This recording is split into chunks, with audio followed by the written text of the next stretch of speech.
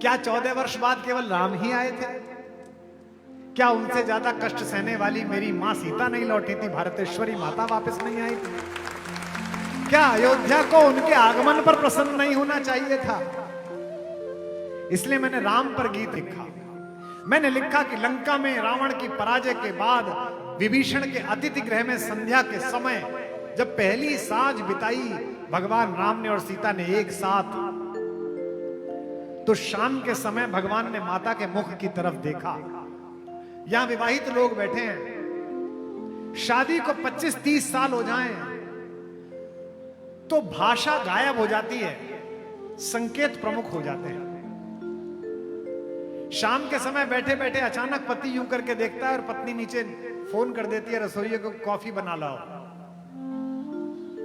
आदमी कुछ हाथ से ढूंढ रहा होता है और पत्नी चश्मा लाके दे देती है कि लो इसे ढूंढ रहे थे। प्रेम पग जाता है, अस्तित्व में रच बस जाता है। तो राम जी ने सीता जी की तरफ देखा, सीता जी ने अपनी आंखों से जो कहा होगा मैं उसे गीत बनाकर सुना रहा हूं। हजारों लोग पीछे तक सुन रहे हैं, गंगा की लहरें सुन रही हैं। इस सौभाग्य पर इतराइए और मेरे साथ गाइए। आज तक राम की कहानी सुनी होगी जमीन पर बैठकर, ये पहली बार हो रहा है कि मां गोदी में बैठकर आपको सुना रही है, गंगा गोदी। कि चलो अब लौट चले रघुराई, चलो अब लौट चले रघुराई, चलो अब लौट चले रघुराई, चलो अब लौट चले रघुराई। जन जन के हित इस निर्जन में, जन जन के हित इस निर्जन में हमने उम्र खपाई। चलो अब लौट चले रघुराई, चलो अब लौट चले रघुराई। जो राम के साथ जीवन बिता रही हूं उनको क्या कष्ट है, लेकिन दोनों कष्ट में है। लंका में न राम खुश हैं जीतने के बाद, ना मेरी मां खुश है। शाम के समय लक्ष्मण पूछते हैं कि भैया पूरे विश्व में आपका यश फैल गया है, मां आपके पार्श्व में है, हनुमान चरणों में है, मैं प्रणाम में खड़ा हूं, चेहरा इतना म्लान क्यों है? घट रामायण में श्लोक आता है, अपि स्वर्णमयी लंका नमे लक्ष्मण रोचते, जननी जन्म भूमिश्च स्वर्गादपि गरीयसी। जिस माता की तीनों बहनें उसकी द्योरानी बन गई हो, मांडवी, श्रुतकीर्ति और उर्मिला, उसे सरयू के किनारे बसी हुई अवधपुरी याद तो आती ही होगी। चलो अब लौट चले रघुराई, चलो अब लौट चले रघुराई।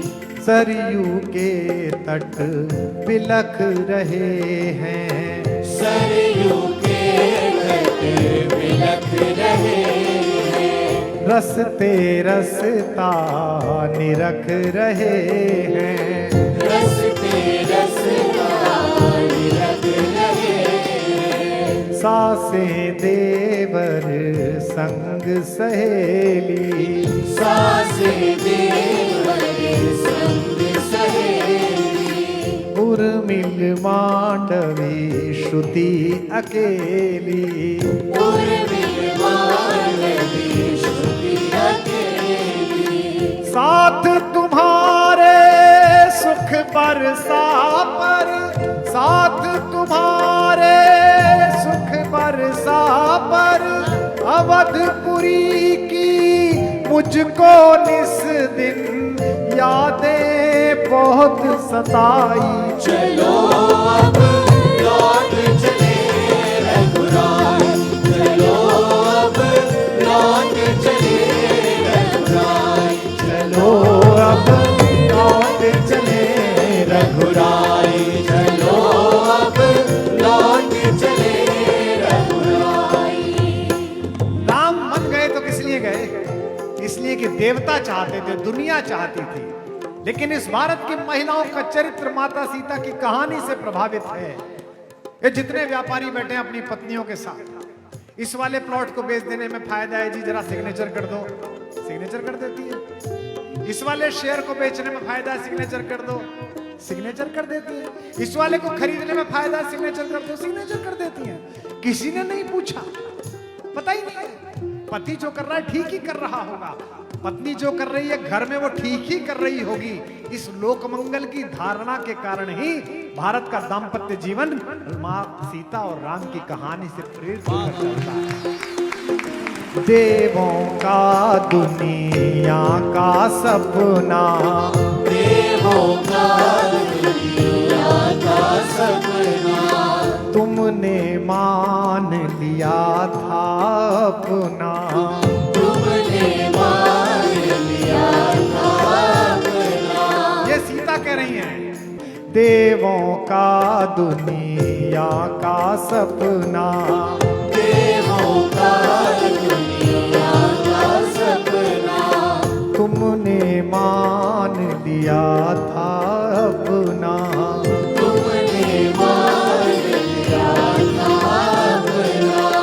पर मेरी सांसों ने माना, पर मेरी सांसों ने माना, केवल नाम तुम्हारा जपना, केवल नाम तुम्हारा जपना।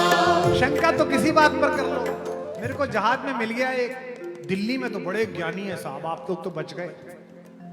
इतने सारे ज्ञानी है कि हमने घेर के उनका विश्वविद्यालय बना रखा है। एक मुझे प्रोफेसर मिला, वो मुझसे कह रहा था, जहाज में मिल गया, होगा 30-32 साल का। बोला साहब आप अच्छे खासे आदमी थे, ये राम वाम पे क्यों बोलने लगे? मैंने कहा भैया राम वाम नहीं होता, राम इधर है वाम तू है, अलग अलग है दोनों। मैं राम पे बोलता हूं। बोले कि आपके राम इतने ना समझते कि सोने के हिरन के पीछे चले। मैं चुप रह गया, मैंने कहा मूर्ख है। इतने बीच में वो खाना देने वाली कन्या आ गई, व्योमबाला एयर होस्टेस। तो पीछे से उसका छोटा बच्चा आया, उसकी पत्नी पीछे बैठी थी सास के साथ, 1.5 साल का बच्चा था। उसको लघुशंका जाना था, टॉयलेट जाना था। उसने अपने बाप से कहा पापा चूचू आ लई है। तो उसके बाप ने उसी भाषा में बोला, अच्छा मेरे बेटे को चूचू आ लई है। तो मैंने उससे पूछा कि आप इसी भाषा में क्लास पढ़ाते हो क्या? बोले नहीं नहीं, ये तो मैं इसका मन रखने के लिए अभिनय कर रहा हूं। मैंने कहा तू अपनी औलाद का मन रखने के लिए अभिनय कर सकता है, तो हमारा बाप भी जब पृथ्वी पे आया तो हमारा मन रखने के लिए अभिनय किया और सोने के हिरन के पीछे भागा। पर मेरी सांसों ने जाना, पर मेरी सांसों ने जाना, केवल नाम तुम्हारा जपना, केवल नाम तुम्हारा जपना। भाग्यहीन जग कुछ भी माने, मैं जानी या बस तुम जाने, सोने के माया मृग पीछे, सोने के माया मृग पीछे, प्रभुता क्यों बोराई चलो अब लौट चले रघुराई, चलो अब लौट चले रघुराई, चलो अब लौट चले रघुराई, चलो अब। अंतिम मंद पढ़ रहा हूं इस कविता का। चलो अब लौट चले रघुराई, चलो अब लौट चले रघुराई। ये सवाल इस देश की व्यवस्था से, इस देश के बुद्धिजीवियों से पूछा जाना चाहिए था, लेकिन लोग अपनी अपनी पार्टियों के हित में उलझे रहे, वोट बैंक साधने में उलझे रहे। 75 वर्ष ये सवाल पड़ा रहा, तब जाकर भगवान अपने मंदिर में वापस लौटे। इस सवाल को पूछने में लोगों की जबान लड़खड़ाती है कि एक नदी में नहाने के लिए शुल्क क्यों लगाया गया। यहां दशमेश पिता गुरु गोविंद सिंह के वंशज मुझे दिखाई दे रहे हैं, पगड़ीधारी सिख। इनका पुरुषार्थ और पराक्रम इतना अद्भुत है, पूरे विश्व में एक गुरुद्वारा ढूंढ कर ला दीजिए जो किसी दूसरे के धर्म स्थान को तोड़कर बनाया गया। 24 तीर्थंकर क्षत्रियों के जिस जैन समाज में हुए, एक जिनालय ढूंढ कर ला कर दीजिए जो दूसरे के धर्म स्थान को तोड़कर बनाया गया। ये आप किस तरीके से सोचते हैं हुजूर रेगिस्तान से आकर ऊंट पर बैठकर कि वर्चस्व के लिए पहला काम यही है कि आप दूसरे के मंदिरों को तोड़ दें? जब भगवान का विग्रह प्रकट हुआ अयोध्या जी में और उद्घोषक जी ने बताया, चंपत जी भाई साहब ने कहा कि भगवान के माथे पर जो टीका लगा हुआ है ये सूरत के हीरा व्यापारियों ने भेजा है और इसमें लगे हुए हीरो हीरे 150 करोड़ की लागत के हैं। भगवान के गले पे जो मणियों की श्रृंखला है ये बंबई के व्यापारियों ने बनाकर भेजा है, इसकी 400 करोड़ कीमत है। ये जो 7 दरवाजों पर सोना मड़ा है ये 600 करोड़ है। तो मेरे मन में केवल एक बात आई कि आज से 500 साल पहले जिस जाहिल ने ये सोचकर ये मंदिर तोड़ा था कि हिंदुओं के मंदिर से हीरे जवाहरात मिलेंगे, उन्हें लूटकर हम अमीर हो जाएंगे, बगदाद पार के वो जाहिल आज भी गधे पर सवारी कर रहे हैं और मेरे राम के मुकुट में हजारों के हीरे टंगे हैं।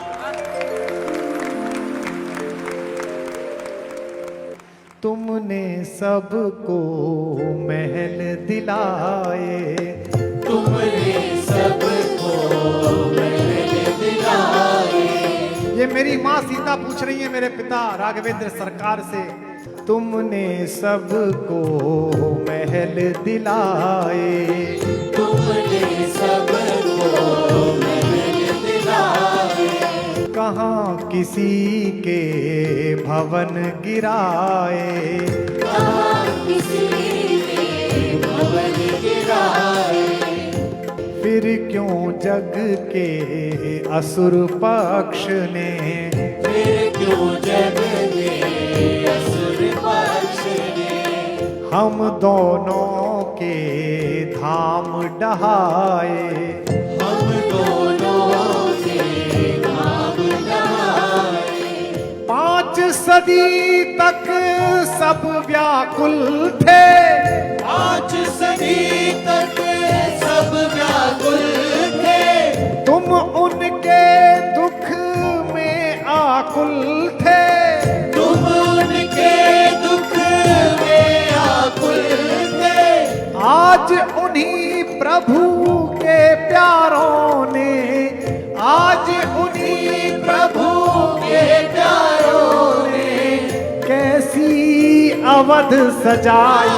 चलो अब लौट चले रघुराई, चलो अब लौट चले रघुराई, चलो अब लौट चले रघुराई, चलो अब लौट चले रघुराई, चलो अब रघुराई, चलो अब लौट चले रघुराई। यूं गाइए, अवध में आए गए रघुराई, अवध में आए गए रघुराई, अवध में आए गए रघुराई। नाच रही है दुनिया सारी, नाच रही है दुनिया सारी। नाचे तीनों भाई अवध में आए गए रघुराई, अवध में आए गए रघुराई, अवध में आए गए रघुराई, अवध में आए गए रघुराई। और श्याम रामचंद्र भगवान की जय। ऐसा अद्भुत दृश्य रहा होगा जब पहली बार वनवास में जाने के बाद इतने दिन बाद भरत को दूर से आता हुआ देखा होगा। कवि ने कल्पना की, नंगे थे पांव बावले के, कीचड़ मिट्टी में लिसे हुए, कुछ कुछ बह रहा रक्त भी था, कंकड़ भी थे कुछ चुभे हुए, वह व्याकुलता थी बढ़ने की, धनु कहीं कहीं पर तीर गिरा, मही पर तरकश के साथ साथ मुनियों वाला वह चीर गिरा। बावला चाहता है पहले रघुबर को शीश झुका लूं मैं, रघुवीर चाहते हैं पागल को पहले गले लगा लूं मैं।